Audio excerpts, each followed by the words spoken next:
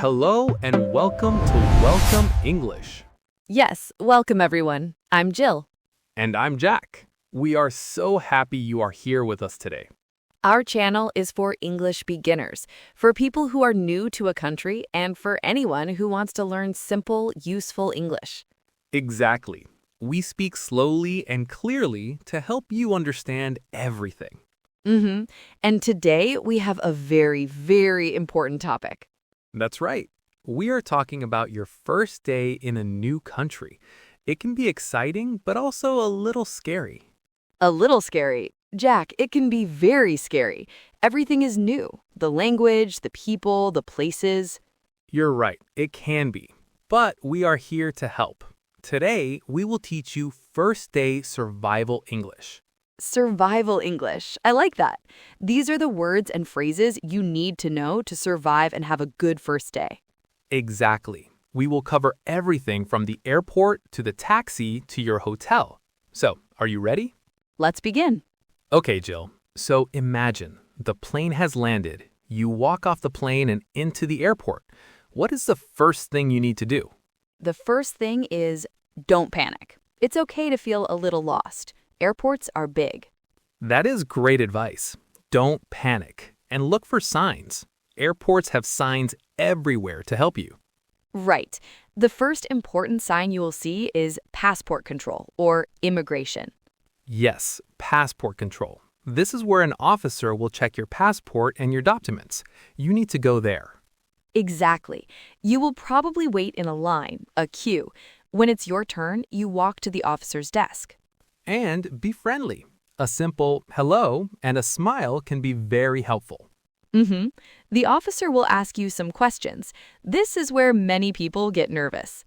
But don't worry. The questions are usually very simple. For example, the officer might ask, "What is the purpose of your visit?" Purpose of your visit. That means, why are you here? Right. And you can give a simple one-word answer. If you are on vacation, you can say, Tourism. if you are here to work, you can say, Work.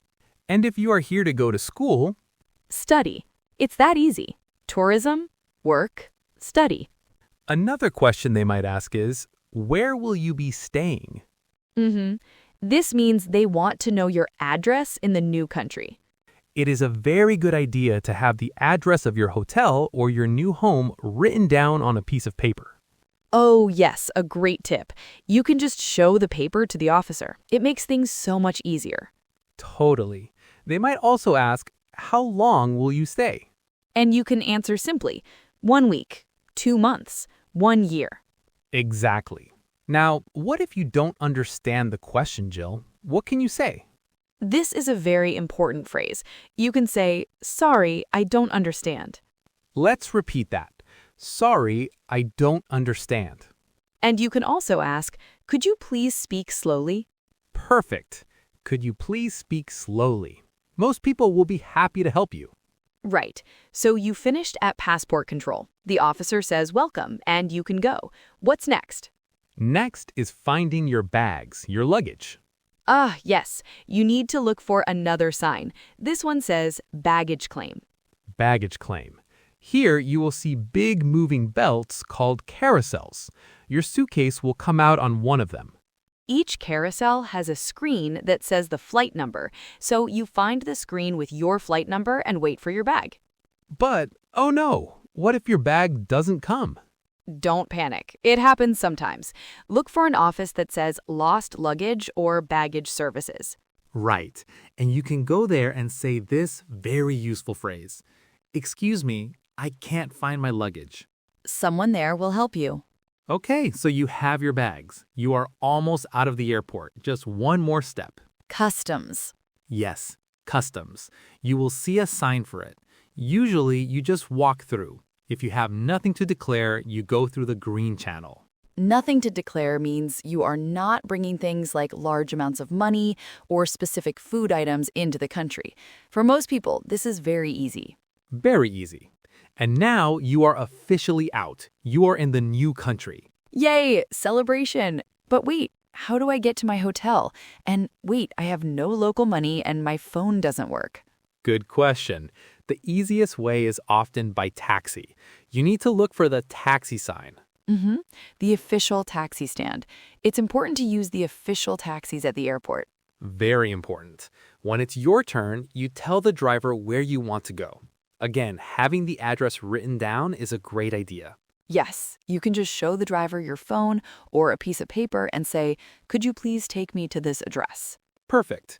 Could you please take me to this address? And what about the price, Jack? It's good to ask, right? Yes, it is. Before you start, you can ask about how much will it cost, or is it a fixed price? Good questions. How much will it cost? That's a phrase you will use a lot. It sure is. So you're in the taxi, watching the new city go by the window. So exciting. It really is. That feeling is the best. The taxi arrives at your hotel, you pay the driver, say thank you, and you go inside. Now what? You look for the reception or front desk. This is where you check in. Right. You walk to the desk and say, "Hello, I have a reservation." I have a reservation. And then you say your name. My name is Jill. The person at the desk, the receptionist, will probably say, "Can I see your passport, please?" Mm-hmm. So you give them your passport. They might also ask, how will you be paying? This means, do you want to pay with cash or with a credit card? After you check in, they will give you a key or a key card for your room. And this is a good time to ask some helpful questions. Don't be shy. That's right. For example, everyone wants to know the Wi-Fi password. Of course, you can ask, "What is the Wi-Fi password?" Another good question is, what time is breakfast? Breakfast. Very important. What time is breakfast? Or where is the restaurant? Exactly. The people at the hotel are there to help you, so if you need anything, just ask. So you're in your hotel room. You can take a rest. But maybe you are hungry or you want to explore a little. Yes, time to go outside. This is another moment that can feel a little scary. It can, but again, you can use simple English to help you. The most important words to start any question are, Excuse me. yes, excuse me. It's the polite way to get someone's attention. So you can walk up to someone and say, "Excuse me, can you help me, please?" And then you can ask for directions. For example, "Excuse me, where is the nearest restaurant?" Or where is the nearest bank? Or where is the nearest subway station? When you get an answer, the person might use simple words like turn left, turn right, or go straight. It's a good idea to learn those. Left, right, straight. Also, when you are walking around, pay attention to signs. They use very simple English. That's a great point. You will see signs that say open and closed on shops. Aha! On doors, you will see push or pull. A classic mistake for everyone, not just English learners, pushing a pull door. I still do that sometimes. You'll also see entrance, which means the way in, and exit, which means the way out. These simple words are everywhere, and they make life much easier once you know them. They really do. So, Jack, we've covered the airport, the taxi, the hotel, and walking around. That's a lot for the first day. It is. That's why we call it survival English. It's what you need right away. But many people who come to a new country also need to find a job. That's a big, important step. A very big step. It is probably not something you will do on your first day. No, definitely not. On your first day, you should rest. I agree.